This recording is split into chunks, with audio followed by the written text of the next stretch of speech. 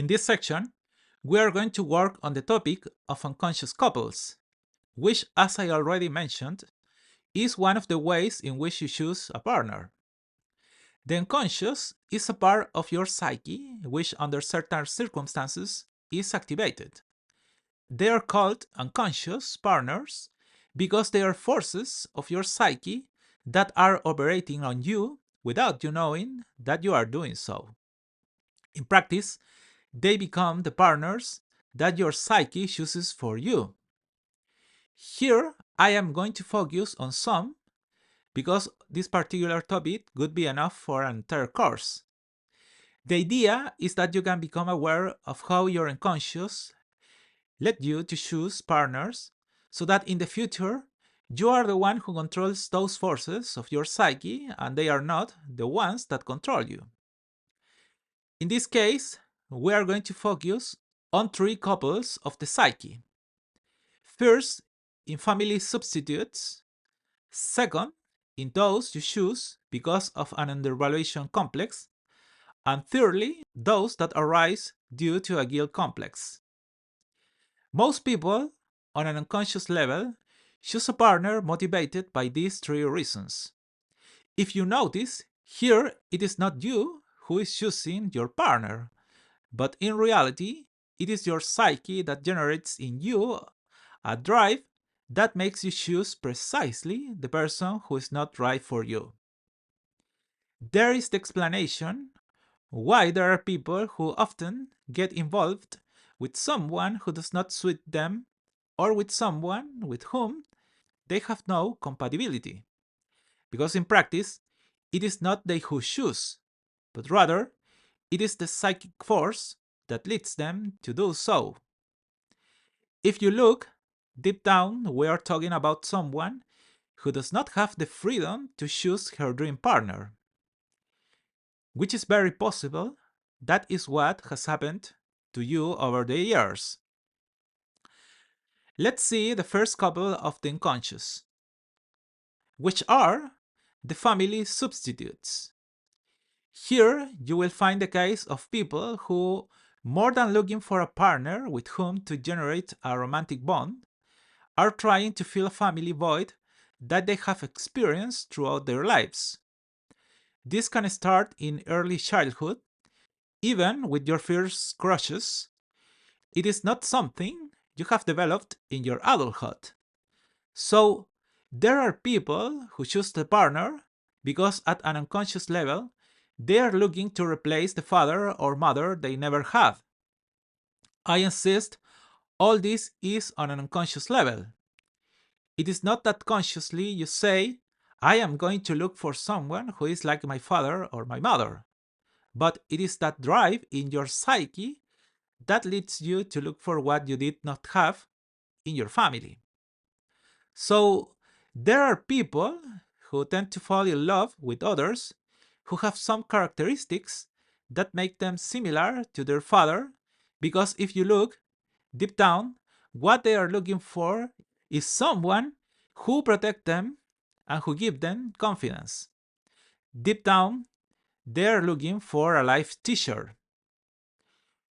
What happens in the case of choosing a partner looking for a mother? In this case, we are talking about people who fall in love with others who give them the affection and trust that they never found in their real mother. This case also occurs a lot in people who had a very toxic mother and fall in love precisely with people who have that problem. Because as children, they have developed some type of complex that leads them to want to save their mother. There is also the explanation of why there are women who fall in love with toxic men. Because deep down, to that man, they want to save their father, the one who never loved them, and at the same time, recover their sense of lost value because of that person who treated them so badly in their childhood. Choosing a partner at an unconscious level because of the father or mother is something that affects us all. The key is to recognize what drive is being activated in us associated with this topic. Therefore, I want you to think what unconscious aspect of your relationship with your father or mother is activated when you have chosen one of your partners throughout your life, because that will allow you to learn how to control that energy of your psyche. The other reason for choosing a partner due to your unconscious is the one that arises due to an undervaluation complex, which is something that affects us all.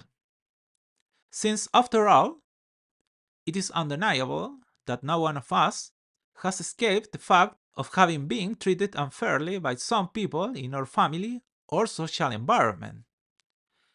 And that trauma causes us to seek, through our choice of partner, to recover that appreciation that we have lost from those people. This occurs a lot in young people or teenagers who are looking for a trophy girlfriend or boyfriend. They focus on someone who is valued by others because, in essence, what at an unconscious level is to be them by transfer, valued by those people who never gave them the value that they wanted to have. I have had many cases over the years of people who have their trophy partner, you know, the most beautiful woman or girl at the school they went to or place where they lived, or the most attractive young man, but with whom they had not compatibility. It is true, this caused the person to feel valued at first because others made them feel that way, but in the long term, this caused a huge void because they were not the valuable ones, but their partners. Plus, they had nothing in common. Therefore, as the second part of this exercise, I want you to think what aspects of undervaluation you wanted to feel through the couples you choose. And finally, we have the case of choosing a partner because of a guilt complex. This happens when you choose a partner motivated by feeling guilty about being who you are. I am sure some of your matches came about because of this issue.